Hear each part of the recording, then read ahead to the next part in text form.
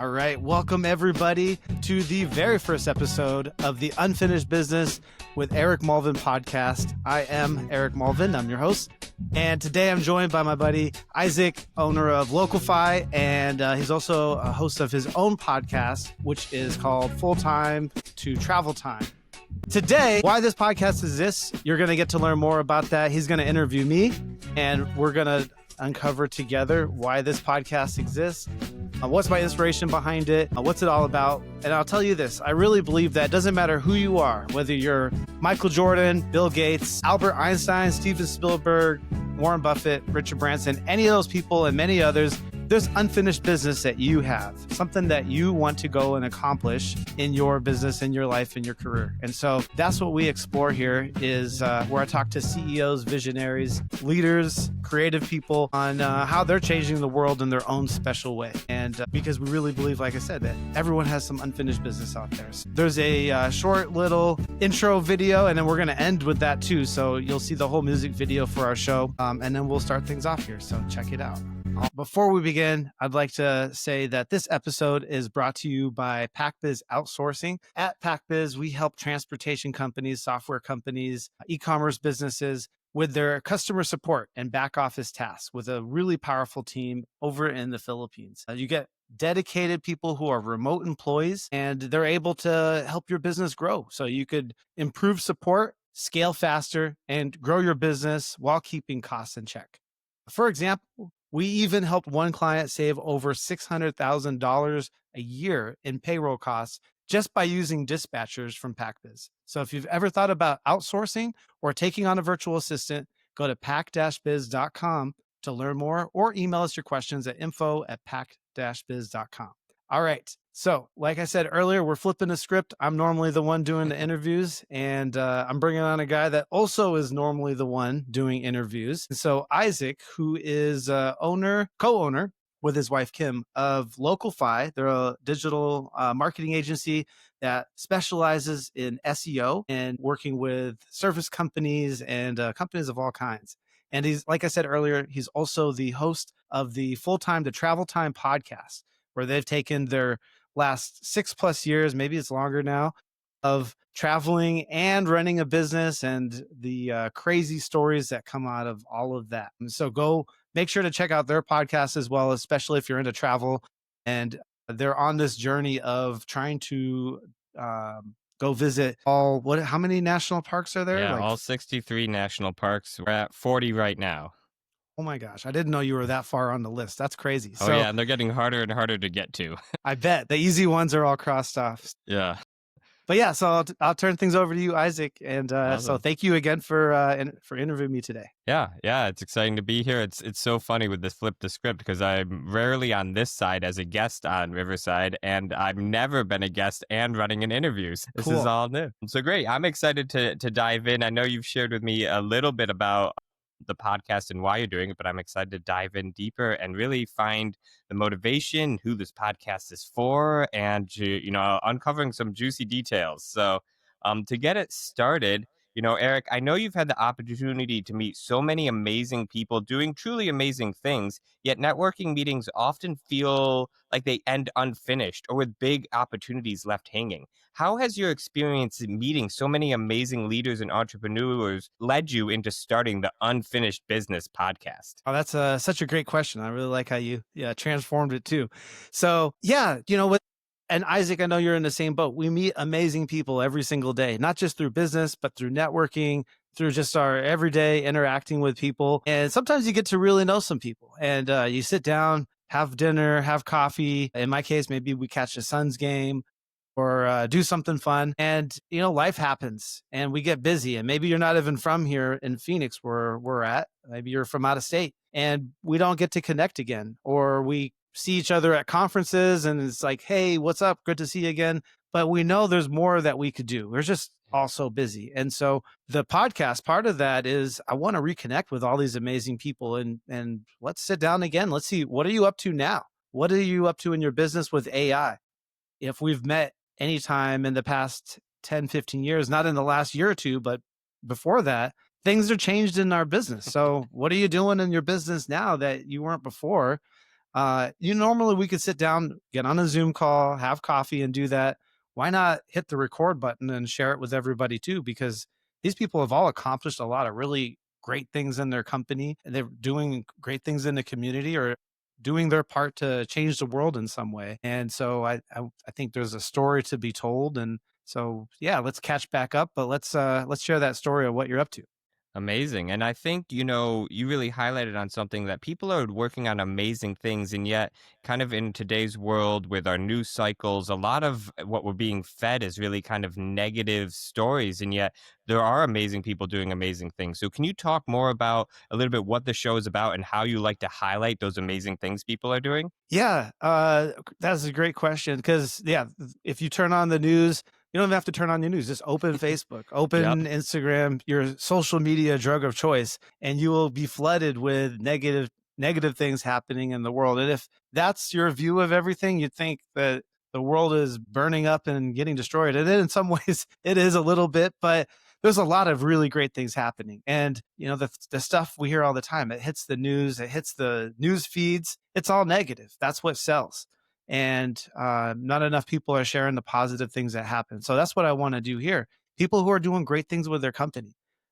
With us, the philosophy that we've adopted at Pac Biz and what I want to be able to share here on the podcast is like, yes, AI is here to stay. It's not going away, but just taking over everything with AI isn't the solution either. And we're starting to hear more and more of that as I've been coming up with thinking about this podcast for so long.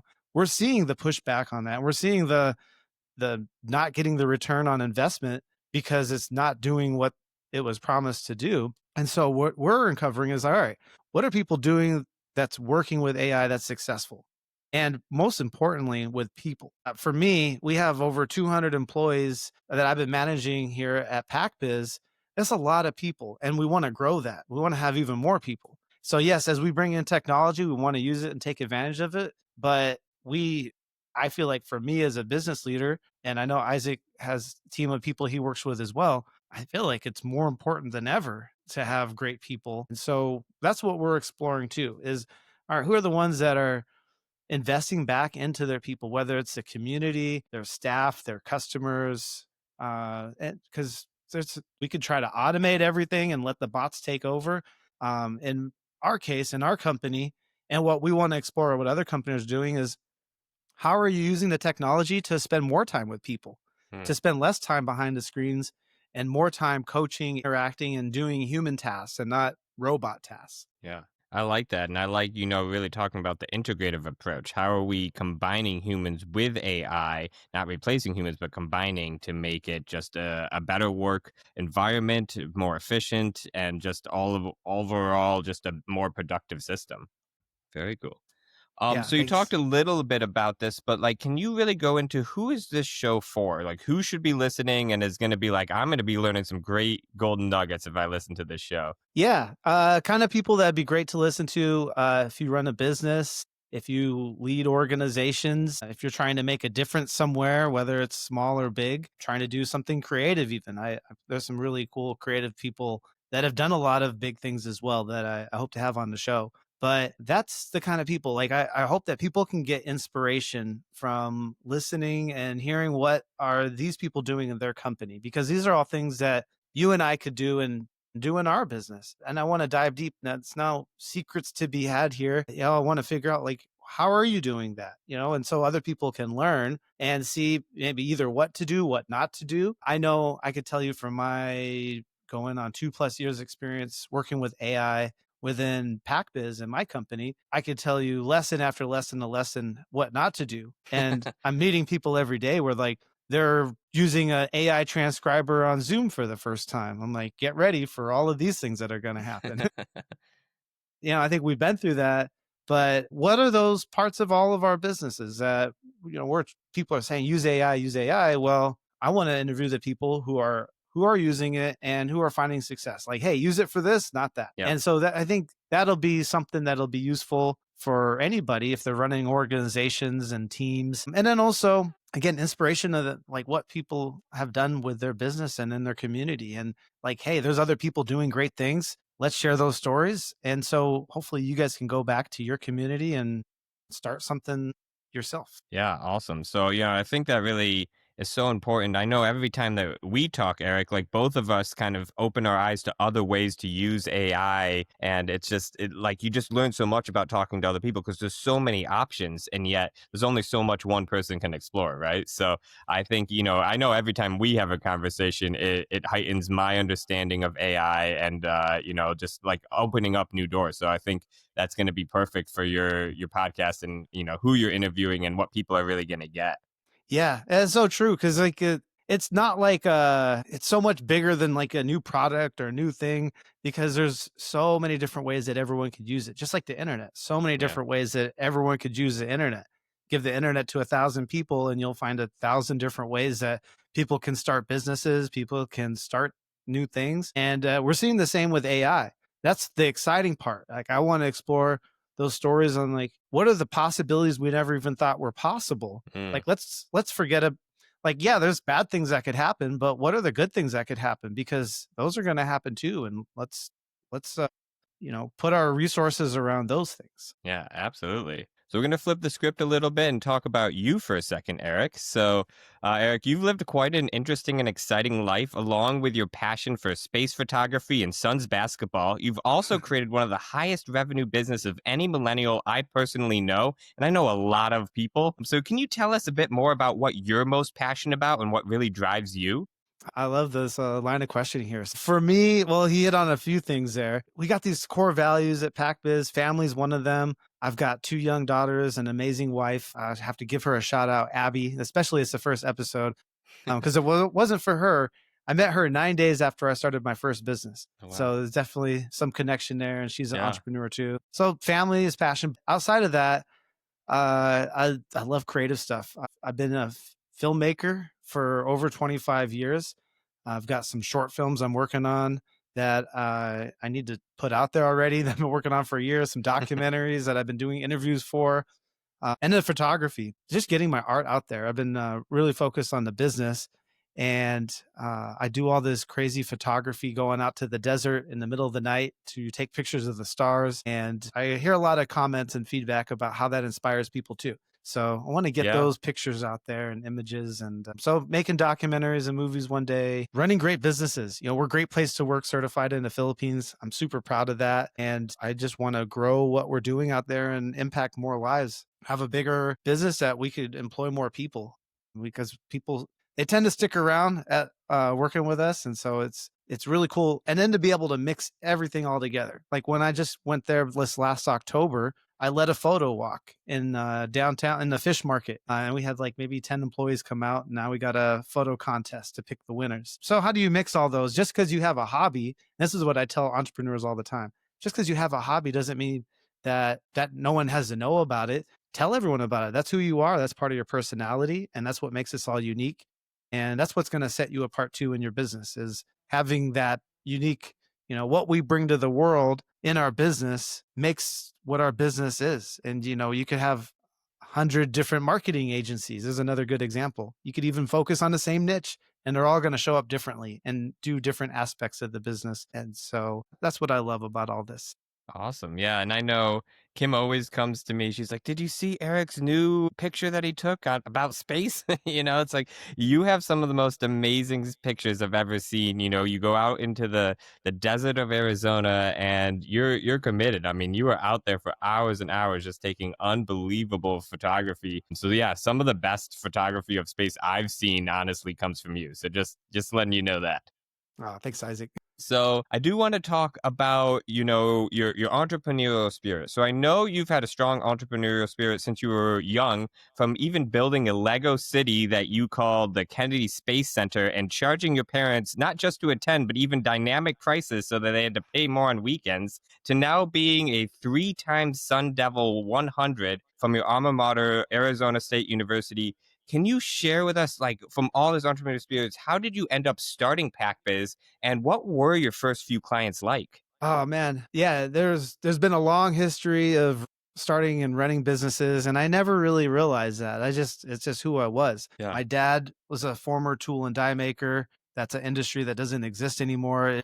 It was over even when I was in high school. My mom worked in the school cafeteria. So I don't know where the inspiration came from, honestly. There wasn't Mm. anyone I knew that like ran businesses, but for some reason I did it and I didn't even know what I was doing. It's like second nature to me. That's, I think, with those serial entrepreneurs where you got to keep starting more stuff. And so I made CDs and sold those in high school. I made t-shirts and sold those. But it wasn't until I got to college and then I started looking around thinking, hey, maybe I'll start a business. And then I thought, I want to get into an industry that I could disrupt, and not just any business, but like what's an industry I could disrupt? So that's how I came upon the first company I started, TrueCab, taxi cab company in downtown Scottsdale. We got it to about 10 taxis. They were fire engine red. And we gave you free coffee and donuts if you went to the airport before 9 a.m. And I didn't travel much back then, but I wish a company like that existed today because I would use them to go to the airport all the time. Yeah. But that's how the whole business thing started. And what part of my inspiration was, I just knew I was really passionate about customer, like delighting the customer, creating great Mm. experiences. That's what we did with TrueCab. Free coffee and donuts before you go to the airport, and when you make your reservation, how do you like your coffee? What kind of donut would you like? And it's not going to cost you anything. Things like that, where you're delighting the customer. We had a picture of this in 2012. We had Android tablets in the cab that you can control the sound system with. And Wow. so and we had data on them where we had Pandora. So in 2012, stuff that years later Uber and Lyft came out with, but we were able to make crazy experiences for the customer. Or like going out to Friday, Saturday night, out to the bars, we had a taxi. The entire trunk was subwoofers. And that was like the party taxi. And so people would request that, again, it was an experience. And people had, this would always shock me, the loyalty that they had to our brand. Mm. They would fly into the airport and, like, let's say they landed 5 in the morning and they wanted us to pick them up. They would adjust, like they would wait for us to become available. If we weren't available, like, well, how soon can you get there? Oh, if I got to wait 30 minutes, I'll wait until you guys get there and I'll only ride with you guys. Or same for picking up. I'll go to the airport early and ride with you than take anybody else.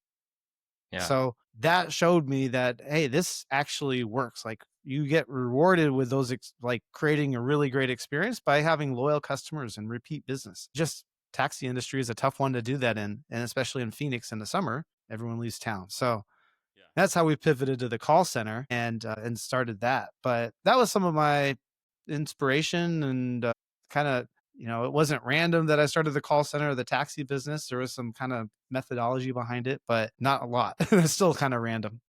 Well, I mean, in terms of that, I had read that, you were running the taxi company, but, answering all the phones and all the dispatching was a big pain point for you. So you actually saw a big opportunity there of like, hey, this is actually a big opportunity where I could really fill a need. So you made a pretty significant pivot from running a taxi company to creating, one of the top companies in the entire world for answering phones and dispatching and everything like that. So how does making pivots like in business, your business life, how has that really changed your trajectory and your life? Oh my gosh. Well, I mean, if I were still running a taxi cab company today, it'd be a different kind of everything. I do love the work that we get to do now. Like our business is international. I've got clients all over the world that we support and we've gotten to work with for years and years and years. And so, yeah, that's really incredible because I knew that I don't know, I wanted to make an impact out there, and it's kind of difficult to do that with a taxi cab company. There's only so Mm. much you could do with that. And so I knew that this is a stepping stone. And even with the call center, it is a stepping stone in a way, but then the call center, the business can evolve as you grow. This year we hit our 10-year anniversary with the call center. I Wow. was 30 years old when I started that company, and now I'm like, didn't, now it feels like a lot younger. At the time, I'm like, I'm not that young, but yeah, I hit 40 and now we're in the middle of another pivot. We've been really focused on call centers. And I think like Isaac in marketing, we're call centers and marketing, I think are some of if you listed all the industries impacted by I would think call center is number one and probably marketing is number two. And so we are seeing this day after day Yeah. and we have to adapt and adjust. And so we're going through a pivot right now to really focus on technology. We started developing software we saw after 10 years of doing this support for businesses, we see issues happening with our clients and no one's addressing them. No one's solving them. They're not the call center. It's not answering phones. So we developed some software to tackle that. And now I have 3 full-time developers. So what that turns into, we'll see. But I'm telling all my team out there that, we're taking steps to become a tech company now. Yeah. And that's a big leap from being a call center where we're doing customer support. Yeah, so I mean that's just so amazing, and we obviously both of us have seen the owners and the businesses that get ahead are willing to and able to pivot, and because like how much pivoting have we all had to do in the last 5-6 years? It's like a yearly pivot that we've had to do with everything that's been happening. So really amazing. I know I was talking to you a year ago when you were just kind of starting on this pivot. And really, I've seen the growth and what you've been able to achieve, and it's just been so fun to watch. Thanks, Isaac. Yeah, I mean, both of us, you too as well. We do have to keep readapting and readjusting. And there's someone I know in the marketing space as well that has an agency, and they were going through the whole A space and testing out the waters there. And it's crazy to hear about how many agencies have put themselves up for sale because they don't want to do the pivot. They don't want to, Yep. they're like, I'm done. I don't want to do this. I've been in this space too long. I don't want to do this again. This is the 3rd or 4th pivot I've had to do. So that's to show you that's how tough this is. And that being a business owner takes a lot of hard work and a lot of, you don't go into a pivot because your business has been so successful and that everything is amazing and there's bright outlooks. It's like, hey, if we continue down this path, we're going to be the next Blockbuster. We're going to be Right. the next, no one's going to have a need for what we offer. So it's, like the Simon Sinek, the infinite game. And that's why unfinished business is such a great topic. Because even if you're on top of your business, in the top of your industry, like who's to say that 5 to 10 years from now, Facebook, like look at Facebook is a perfect example. They're declining. People always talk about Instagram and TikTok's the next thing. And, what's the next thing after that? So it's next to impossible to stay on top. And so what Yep. are you doing today? And we could keep revisiting those same people and those same stories every couple of years, and they have a lot more stories to tell. Like you and I, every time we meet up. Yeah, absolutely. Just a random side note, because a lot of people don't know this. There is one Blockbuster left in the world. It is in Bend, Oregon, and is still up and running. Isn't there like a Netflix show about them too? Or Yeah, didn't they try to I make think they one? became a Netflix show because during COVID, they obviously had to shut down. So what they did is they actually started renting out the Blockbuster as an Airbnb. So it was private parties, right? So they were still isolating and everything, but they were still able to maintain revenue through that by renting. And you could actually go and stay in the Blockbuster overnight, which is kind of a crazy experience. So yeah, Experience marketing, it's what I go back to over and over again. yeah, And was creating crazy experiences, which we got about 500,000 opportunities to do that on the phone every month in our call center. And, like businesses, you have a choice of how that experience goes with with your business. And so there's a lot of fun stories there to get into with some of the people that we're going to have on our show here on Unfinished Business. Cause that's just, again, especially with AI and automation and robotics, there's so many different things that we're used to that you could rethink and recreate in whole new ways and change that experience. Things that may have been frustrating for you. Like, well, I mean, we're talking about call centers and customer service. I mean, there's so much things that used to happen before in only on the phones that now you could use your app. Like mm, if I need a return on Amazon, chances are I'm not talking to a person. It's all done on my own.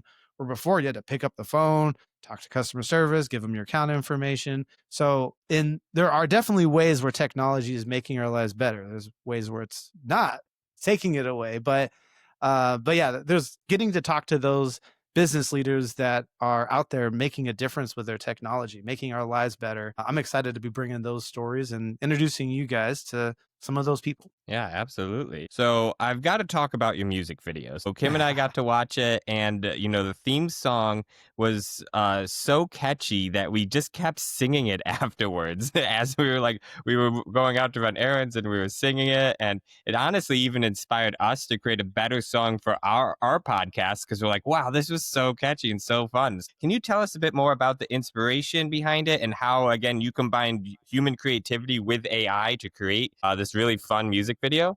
Yeah. So, music video, what I love about it is it's a perfect example of what I'm really trying to preach to my team and to the listeners here as well. AI plus HI, and which means artificial intelligence and human intelligence. And I like to say to my staff all the time, because we're pushing usage of Gemini, we're pushing usage of ChatGPT and creating custom GPTs and making notebooks and Notebook LM. And especially in the early days, the amount of work that would get submitted, just like in a school, of people that think that they could just copy and paste what's in Chat GPT. And here's my report. Here's the SOP. Here's the documentation for this. And so I tell people all the time, if you can just let Chat GPT do your job, then I'm going to replace you with Chat GPT.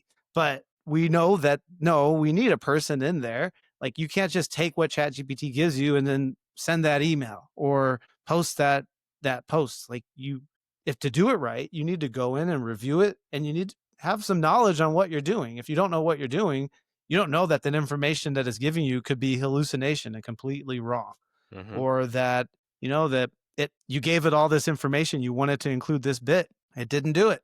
But if you just copy and paste it, you're not going to get the right output you're looking for. And so that human part is so important, and not just any human. Like, you got to know what you're dealing with and be an expert. And so AI plus HI. And for me, this song, I started teaching people in my company how to make music with AI because I was trying to get them into AI.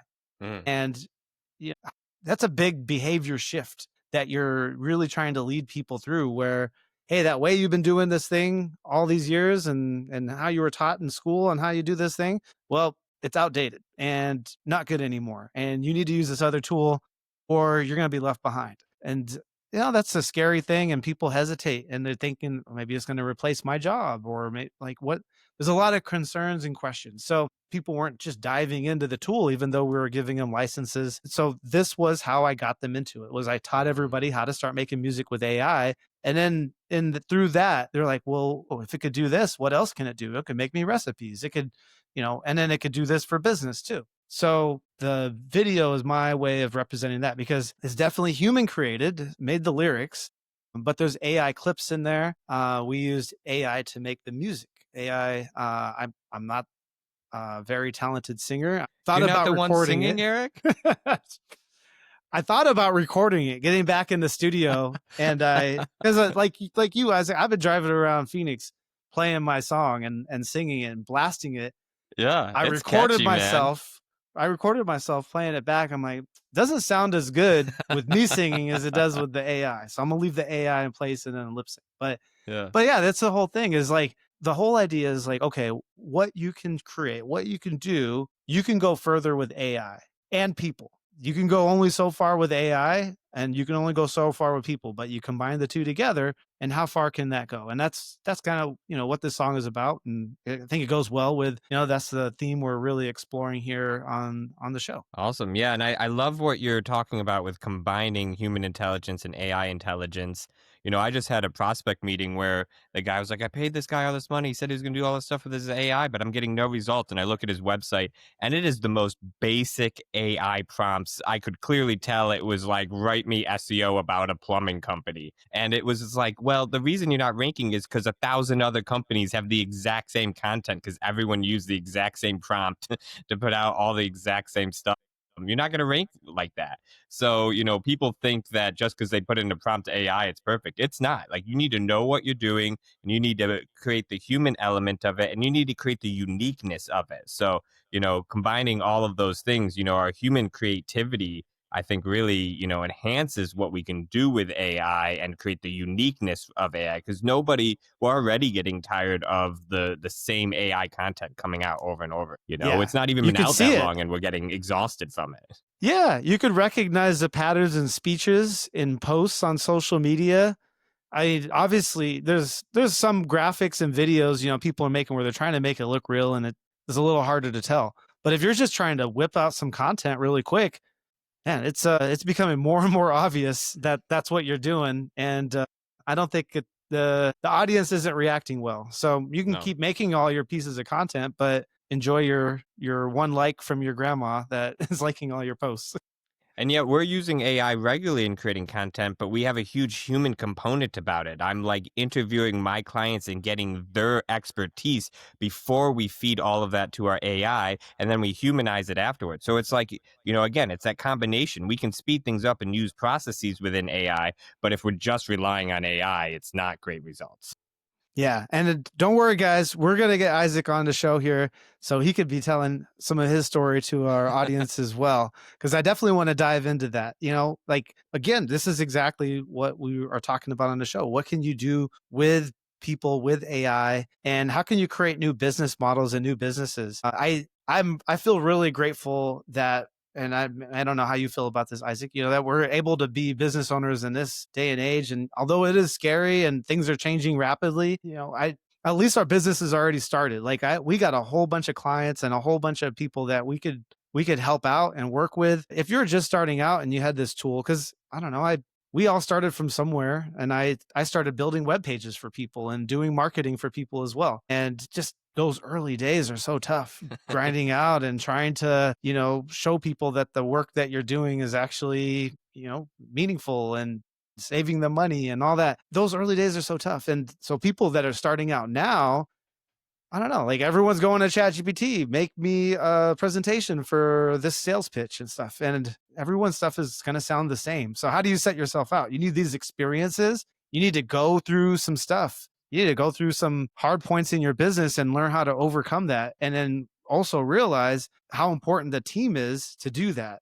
And I know there's a lot of hype around there about like, oh, we're going to see these companies, giant companies publicly traded with one employee or, with like 5 people doing all this work. Like maybe, but I don't think that's going to be the norm. Yeah. And the team is so important and so critical to what you're building. And because it can't be just the one person in the front.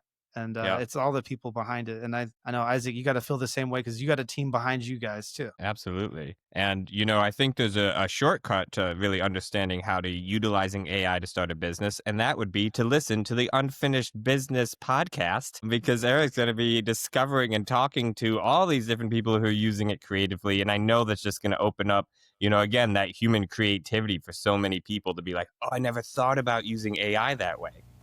So I know on this show, at the end of every episode, you're going to ask a guest about their unfinished business and some of the big goals that they're working to achieve. So it's only fitting that I ask you today, what is some of your unfinished business? All right. Thanks again, Isaac. And I appreciate you also being here and doing the interview with me. So for me, and I touched it on a little bit, the unfinished business for me is it's been my dream to make a documentary and to get it. Originally, the dream was to get a documentary on Netflix. And before it was just Netflix. And now there's so many platforms. So I've opened it up. I'm not restricting myself too much. It could be on a different streaming platform. But I think that's one of for me, the big unfinished business. That and man, I've been writing it. I have a goal book I write every year.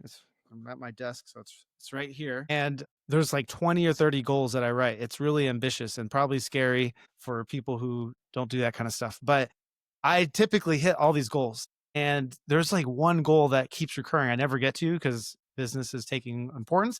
It's selling my artwork and selling those pictures that Isaac is talking about. I spend so much time going out to the desert, taking pictures, take people out to join me because I mean it's if you haven't had a chance to go to a dark sky location where there isn't much city light and you can see the stars, it's I don't know, some people could say it's life-changing, and I love going back and taking other people to experience that. So those Hey, you gotta images I take me take, there, Eric. You haven't taken me back there yet.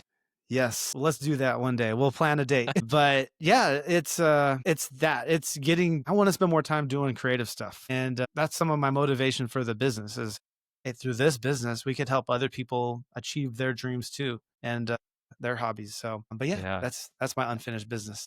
Awesome. Well, thank you for sharing. I think that's an amazing point. It's one thing that AI can really open up for us is allowing us that time freedom to work on our creativity. And I know that's something that Kim and I are leaning into as well. And she even started drawing and painting an entire mural on our bathroom wall, so excited to show you that when it's finished. But yeah, I just think that's such a huge part of how we can actually utilize AI as a positive is opening up that space for humans, because every single human has some form of creativity and some form of artistic pathway that they're excellent at, and it's different for every human, which is so phenomenal. So awesome. Yeah, Well, and it's not limited to just art, like creativity. It could be cooking. yep. That's a good example. And so helping you like, hey, ChatGPT, here's what's in my pantry. What are some recipes I could make? What's some stuff I could buy in the store to make something else? That opens up the door and maybe gives you the confidence to try new things. And that's another phrase I like to always talk about in business. We'll end with this because I need to wrap it out here is, with AI, you need to push yourself to be doing things you've never done before or using AI. And that could be as simple as trying a new program out on the computer and, using some prompts to help you edit a video. That's a good example. All the way up to cooking, starting, some initiatives in your business. There's so many things. So that's what I'm always challenging my team. And I guess if there's something I could leave you guys with here, because maybe you're listening to this episode because you came across the podcast, you're like, what's this all about? Let me listen to the first episode. Go out and do something new with AI. Push yourself and do something you've never done before. And I think that's the AI plus HI thing and the beauty. And if we had that mentality in the world, where can we take things in the future? Very cool. So thank you guys all for listening. And I hope that gives you guys a picture on the stories we're trying to tell here, the kind of guests we're trying to bring on, who should listen. So if you're listening, you got this far, definitely you should listen, and you should definitely go hit the subscribe button on YouTube or Spotify or wherever you're listening to us. And we'll end it here with the theme song for the show, Unfinished Business with Eric Mulvin. So thanks again for listening and for being part of our first episode here and this journey. And I'm excited to see where this goes. We'll see where we're at here in a couple of years with Unfinished Business.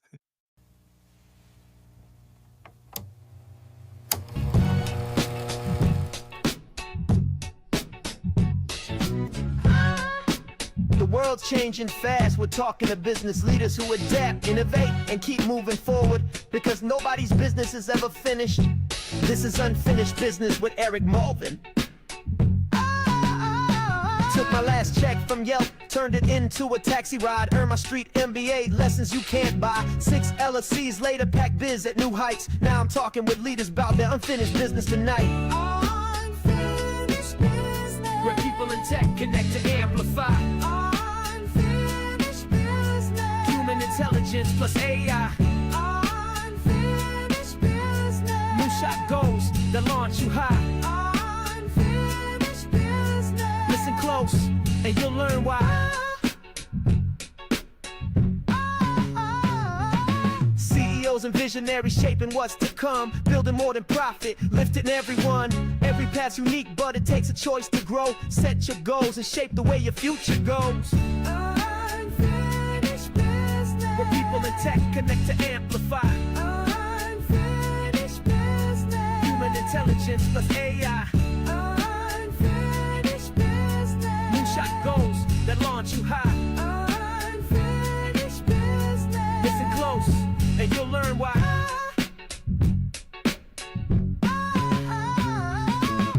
Unfinished business. Where people in tech connect to amplify. Unfinished business. Human intelligence plus AI.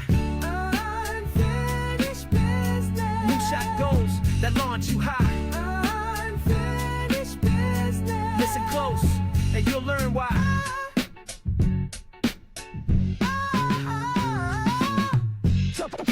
Subscribe, look for. Subscribe, look for. Biz with Eric online, and follow Unfinished Business on Spotify, Apple Podcasts, YouTube, wherever you listen.